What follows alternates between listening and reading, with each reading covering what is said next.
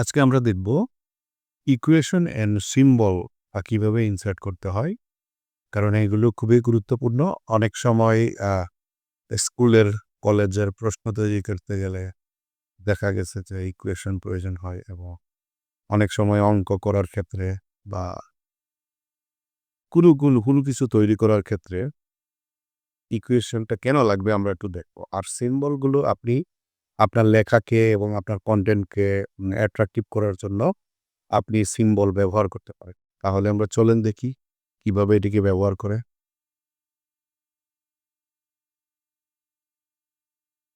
আমরা আমাদের কাঙ্ক্ষিত সেই মাইক্রোসফট ওয়ার্ড ডকুমেন্ট ফাইলে চলে আসছি এবং এইখান থেকে আমরা দেখব কিভাবে আসলে সেই আ সিম্বল এবং সেই ইকুয়েশন এবং সিম্বল কিভাবে ইনসার্ট করব।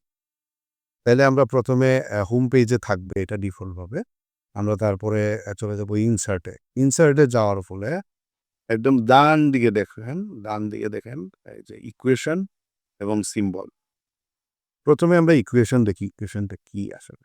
ইকুয়েশনটা দেখেন, অঙ্ক-টঙ্ক করার ক্ষেত্রে বা প্রশ্ন অনেক সময় তৈরি করার ক্ষেত্রে এই ইকুয়েশনগুলো ব্যবহার করা হয়। যেমন উপরে নিচে লেখার ক্ষেত্রে সাপোজ যদি আপনি দেখেন যে এখানে এইটার লেখার ক্ষেত্রে এই যে উপরে নিচে, হ্যাঁ? এই যে উপরে নিচে লেখা আছে, এটা কিন্তু আপনি জেনারেলি লিখতে পারবেন সাধারণভাবে। এটা লিখতে গেলে আপনার ইকুয়েশন প্রয়োজন হয়। তো এখানে মাইক্রোসফট ওয়ার্ডে এরকম ইকুয়েশন তৈরি করে দেওয়া আছে। মাইক্রোসফট ওয়ার্ডের ক্ষেত্রে এরকম ইকুয়েশন, বিভিন্ন ধরনের ইকুয়েশন তৈরি করে দেওয়া আছে। আপনি যদি এখানে ধরেন প্রশ্ন টাইপ করতে গেলে, পরীক্ষার প্রশ্ন তৈরি করতে গেলে আপনার এই ইকুয়েশনগুলো প্রয়োজন হয়। এবং দেখেন এখানে অনেক ধরনের ফাংশনাল, এই যে ইকুয়েশনের মধ্যে ক্লিক করলে এখানে অনেক ধরনের ফাংশনাল আছে। এই যে দেখেন যেমন এইখানে আছে, অনেকগুলো আছে। সাপোজ ধরেন এইটা আমি বাদ দিলাম, দিয়ে আমি ইনসার্টে গেলাম, আবার ইকুয়েশনে গেলাম, সরি ইনসার্টে গিয়ে ইকুয়েশনের ড্রপ ডাউন এরোতে ক্লিক করলাম। ক্লিক করার পরে আমি একটা জেনারেল ইকুয়েশন নিলাম। নেওয়ার ফলে এখানে দেখেন, আপনি যদি কোনো কিছু তৈরি করতে চান ইকুয়েশনের মধ্যে রেখে ফাংশনাল, আপনি যদি কোনো কিছু ধরেন এইখানে আপনি লিখতে চান, যেমন আমরা অনেক সময় লিখি না 1:2 বা 2/1 এরকম অঙ্ক করি না, সেই ক্ষেত্রে আমাদেরকে ইকুয়েশনটা লেখার জন্য আমাদেরকে হেল্প করবে। তাহলে কি হবে আমাদের ইকুয়েশনের ক্ষেত্রে? আমাদের কি হবে, এই যে ডিজাইনে ক্লিক করলে, ইকুয়েশনকে সিলেক্ট করে ডিজাইনে ক্লিক করলে বিভিন্ন ধরনের জিনিসপত্র পাওয়া যাবে। দেখেন বিভিন্ন ধরনের জিনিসপত্র, হ্যাঁ, এখানে পাবেন। আপনি একটা অঙ্ক করতে চাইলে এখানে পাবেন। এটাকে এখন আপনি চেঞ্জ করতে পারবেন।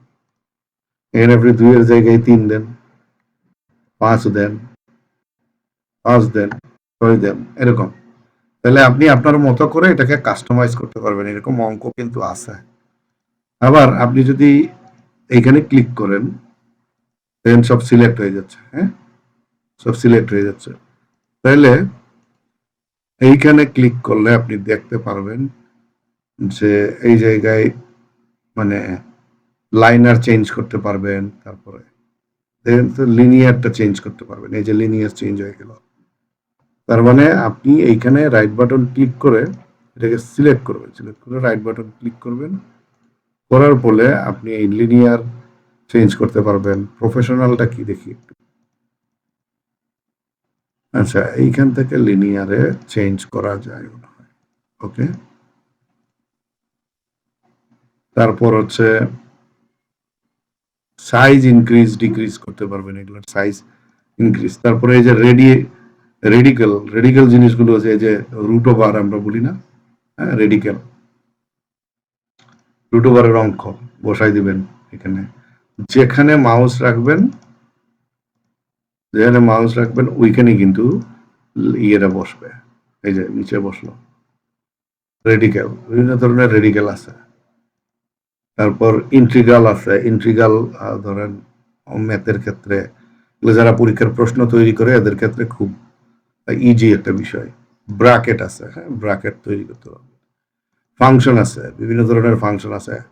যেমন ত্রিকোণমিতিতে আমরা যখন ত্রিকোণমিতি করতাম তখন সাইন, কজ, এগুলো ব্যবহার হইতো। তো এই ত্রিকোণমিতির ক্ষেত্রে ফাংশনটা ব্যবহার করা যায়।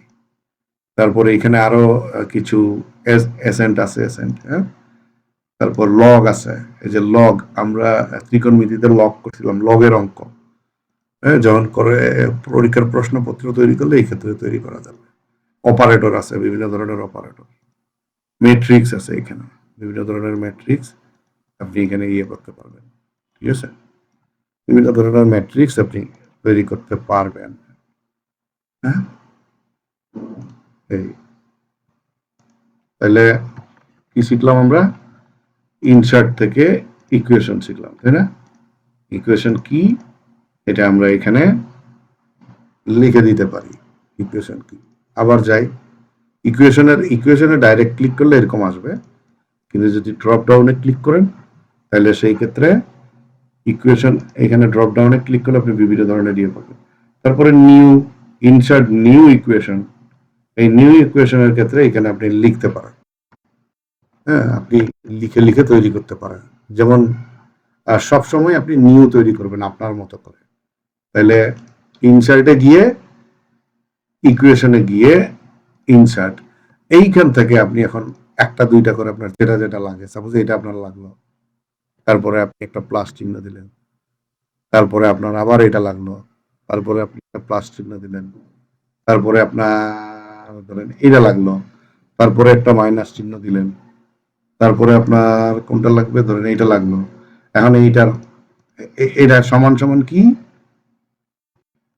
সমান সমান সমান সমান হচ্ছে ধরেন ডিওয়াই, হ্যাঁ, ডিওয়াই বা 2 dy বা n dy বা x dy বাই রেজাল্ট বের হবে। তাহলে এরকম একটা অঙ্ক আপনি নিজের মতো করে করতে পারেন এইখান থেকে নিয়ে, ঠিক আছে। তাহলে আমরা ইকুয়েশন দেখলাম, এখন আমরা দেখি, আপনি নিজের মতো করে বানাবেন। এখন আমরা দেখি ইনসার্ট থেকে সিম্বলে, বিভিন্ন ধরনের সিম্বল আছে। আপনি ধরেন আমরা একটা টেক্সট নিয়ে আসি, আসলে টেক্সট না আনলে আমরা বুঝবো না। চলেন লোরেম, দেখি তো, ipsum, Loren ipsum, ipsum Loren ipsum, দেখি এখানে জেনারেট, না এটা না, নিচের সাইডটা যে লোরেন ইপসাম.com, হ্যাঁ, লিপসাম.com। তাহলে আমরা যখন ডাইরেক্ট সার্চ দিব তখন কি সার্চ, লিপসাম.com, তাহলে ওই ওয়েবসাইটটা সরাসরি চলে আসবে। ওকে, এখন আপনি এখান থেকে কিছু কন্টেন্ট নেন,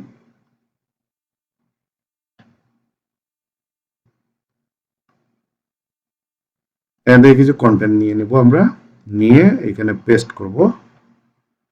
পেস্ট করলে পরে দেখেন এইখানে আপনি এখন ধরেন এইখানে একটা সিম্বল দিতে চান, তারপর হচ্ছে মনে করেন মাঝখানে একটা সিম্বল দিতে চান, ধরেন এইখানে যদি আপনি সিম্বল দিতে চান, ইনসার্ট থেকে সিম্বলে যাবেন, গিয়ে আপনি এটাকে মোর সিম্বলে যাবেন। এখানে হয়তো আপনার মন মতো নাই, মোর সিম্বলে গেলে আপনি দেখতে পাবেন। ধরেন এইখানে আপনি কি দিবেন, এইখান থেকে আপনি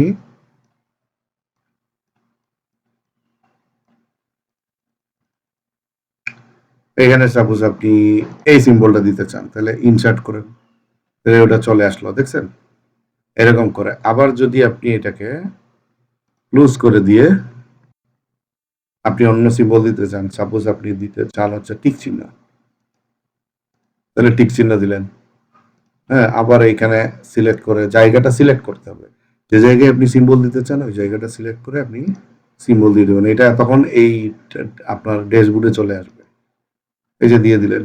তারপরে হচ্ছে আপনি এখানে দিয়ে দিলেন, এই যে এটা দেখতে ভালো লাগছে।